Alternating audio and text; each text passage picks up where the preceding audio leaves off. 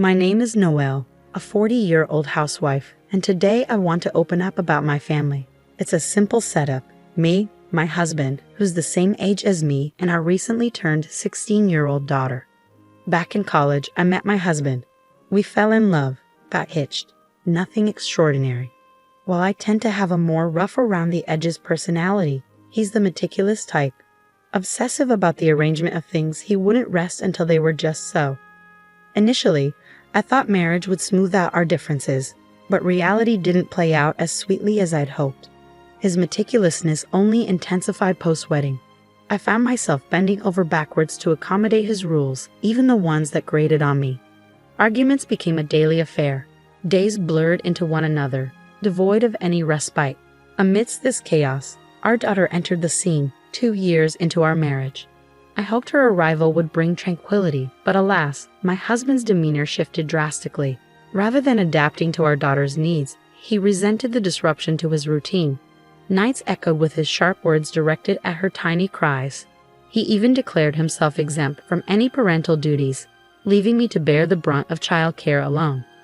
Divorce crossed my mind countless times, but for the sake of our daughter, I soldiered on. I fought tooth and nail to shield her from his selfishness, even as it drained me. Yet, just when I thought I'd weathered the worst, fate dealt another blow. Despite my fervent prayers, our daughter's traits began mirroring her father's. By age 10, she critiqued my cooking and threw tantrums over trivialities. As her teenage rebellion set in, she adopted his harsh tone, turning against me in arguments. My husband, predictably, sided with her, leaving me isolated in my own home. The constant barrage of criticism wore me down until I felt like a shell of my former self. And then, one fateful morning, feeling lethargic and battling a slight fever, I struggled to maintain balance, my head spinning with dizziness. Each step felt like a Herculean effort, and I found myself confined to a chair, unable to even stand. Despite my obvious distress, neither my husband nor my daughter offered a word of comfort. Instead, their demands pierced through the haze of my illness. My husband's sharp voice cut through the air, demanding the whereabouts of his tie and socks, while my daughter echoed his self-centered concern. In my weakened state, their trivial obsessions felt like a slap in the face. Couldn't they spare a moment to tend to me, if only for today? But it seemed they were blind to anything but their own needs.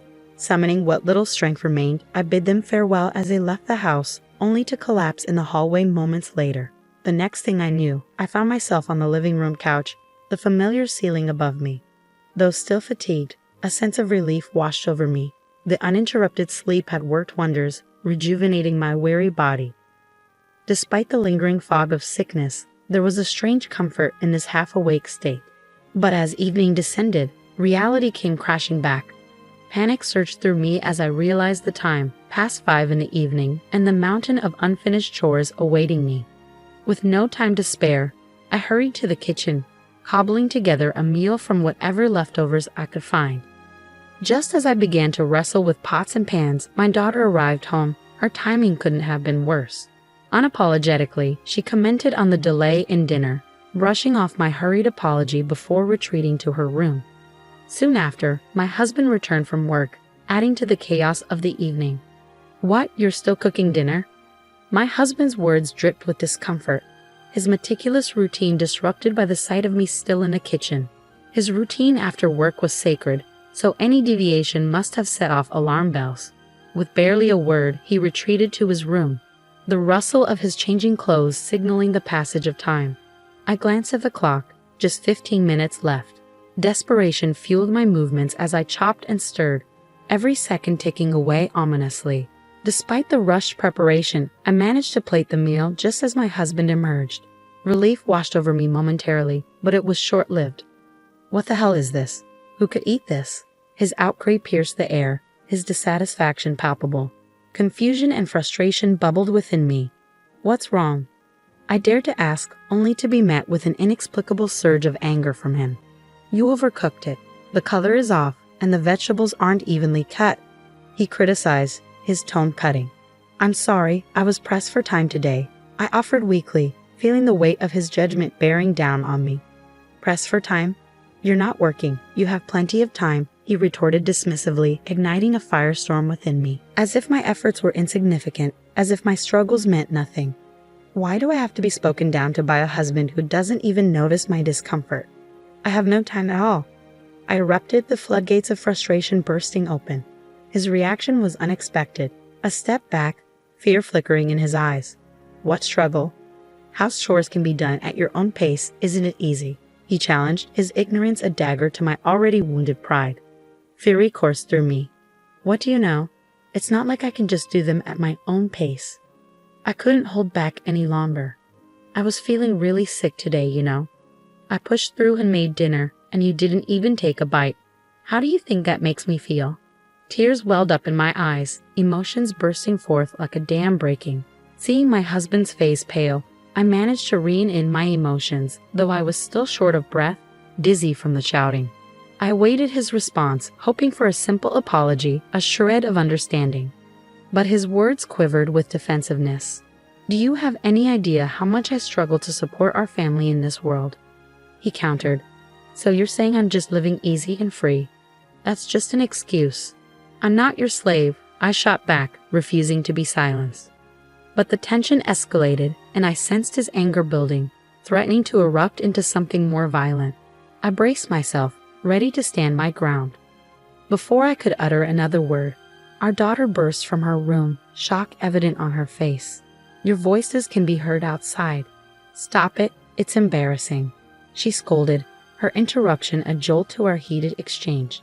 As her words sank in, we fell silent, the weight of her admonition settling over us. I began to explain the situation, but as she listened to both sides, her judgment was clear. Honestly, Mom, you're the one who's wrong, she said bluntly, her words cutting through the tension like a knife. Shocked to the core, I could only stare in disbelief at her unexpected verdict. Why? Because housework is your job, isn't it? Dad can't afford to take time off work, even when he's not feeling well. My daughter chimed in, her words laced with a hint of accusation. Her agreement with my husband's sentiments only fueled the fire of resentment simmering within me. As my husband spoke, his face etched with disapproval. I felt a surge of indignation. Mom is always late with her chores. Even today, you haven't done the laundry yet, he added, his criticism cutting deep.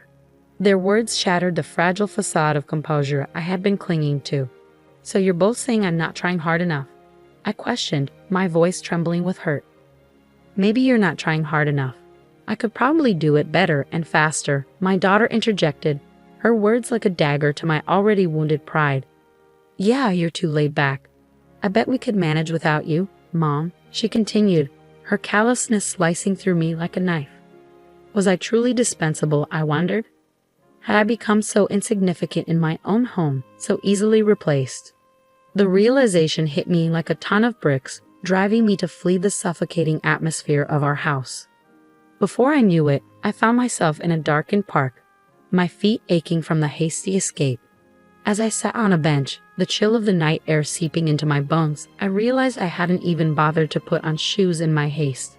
My tears had long since dried up, leaving behind a hollow emptiness. How long had I been sitting here, lost in my own thoughts? Even in the silence of the park, their harsh words echoed relentlessly in my mind, a constant reminder of my perceived inadequacy. Resentment simmered within me, a smoldering flame fueled by their callousness. I vowed never to forgive them, my family who had trampled upon my feelings so carelessly.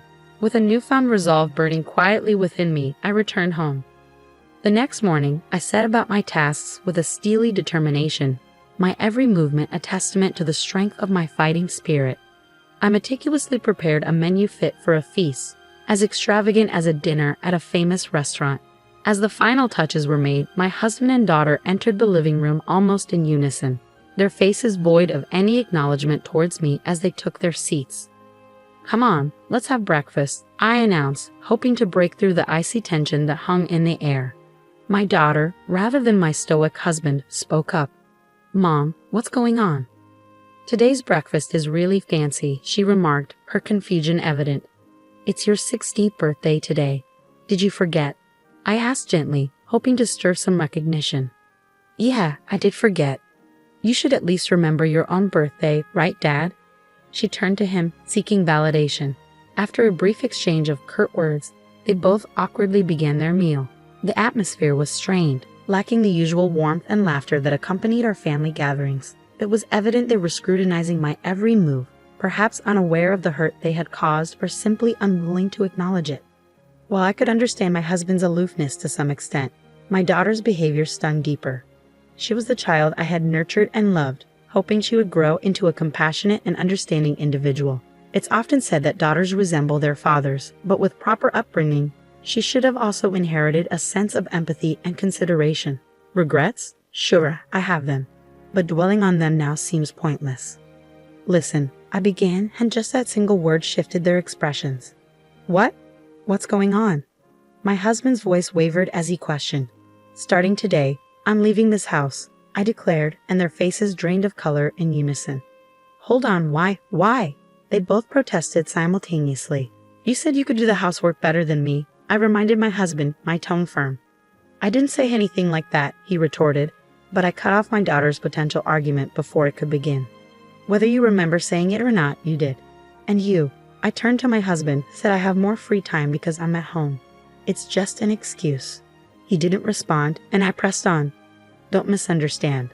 I'm moving to another house, starting today, but that doesn't mean I won't come back here. And stop, today's my birthday, right? You're going to celebrate, right? My daughter pleaded, her eyes brimming with tears. I chuckled at her plea, but my resolve remained unshaken. I'm sorry, but I'm serious about this, I replied calmly, watching her crumble before me. With that, I quietly stood and left the house, ignoring their desperate screams behind me. That day, I booked a hotel room nearby, then secured an apartment on a monthly basis, starting the process of building a new life. Even amidst the flurry of activity, my phone buzzed incessantly with messages and calls, apologies and pleas from my daughter. But my husband remained silent, unable to admit his fault. I kept receiving messages from him, each one more accusatory than the last. What you did was outrageous, he insisted, but I left all their messages unread, refusing to engage. It's amazing how convenient it is these days to convey my intentions without saying a word. 2 nights after leaving the house, I returned home briefly. As I opened the front door, my daughter sprinted towards me with surprising speed. Mom, you came back, she exclaimed, wrapping her arms around me in a tight hug.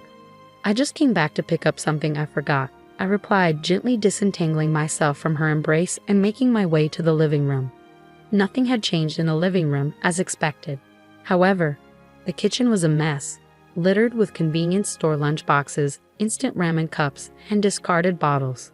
The state of the bathroom was even worse, with unwashed laundry piled high. Both my husband and daughter often complained about my cooking and laundry skills, yet they seemed incapable of managing these tasks themselves. But this disaster was no surprise to me. It was exactly what I expected when I left. My husband was in the living room, but his pride prevented him from meeting my gaze. With a heavy heart, I pulled away from my sobbing daughter and left the house in silence that day. 1 week later, when I returned home to check on them, the house was already overrun with garbage. These two, who never bothered to clean up or even take out the trash, had allowed the mess to escalate far beyond my expectations. My daughter's face emerged from the chaos, horribly dirty, and her hair disheveled. Despite her age, it was clear she was struggling to manage even the basic aspects of daily life. And finally, at this breaking point, my husband admitted his fault. I was wrong. I'm really sorry, he confessed, kneeling amidst the rubbish, his forehead pressed against the debris. But I couldn't simply forgive him with a mere apology. Don't think you'll be forgiven just by prostrating yourself, I told him gently, feeling the weight of the moment settle over us. His despair was palpable, his eyes wide with realization. Beside me, my daughter broke down in tears. If you truly regret your actions, start by cleaning up this house. If you can't even do that, I'll divorce you, I declared firmly, my resolve unwavering. Understanding the seriousness of the situation, my husband jumped into action, clumsily attempting to tackle the mess. In the end, I took charge of the cleanup, issuing instructions to both of them as we worked tirelessly to restore order. It wasn't until 3 days later that the house was finally pristine once more. Now, shall we continue the birthday party? I asked cheerfully, looking down at my husband and daughter, who now sat in a freshly cleaned living room. From that point on, my husband took over all the housework duties. Even my daughter, who had once sided with her father, now stood by my side. Though those days were difficult and painful, I now realize they were necessary for our family to truly understand the importance of responsibility and respect.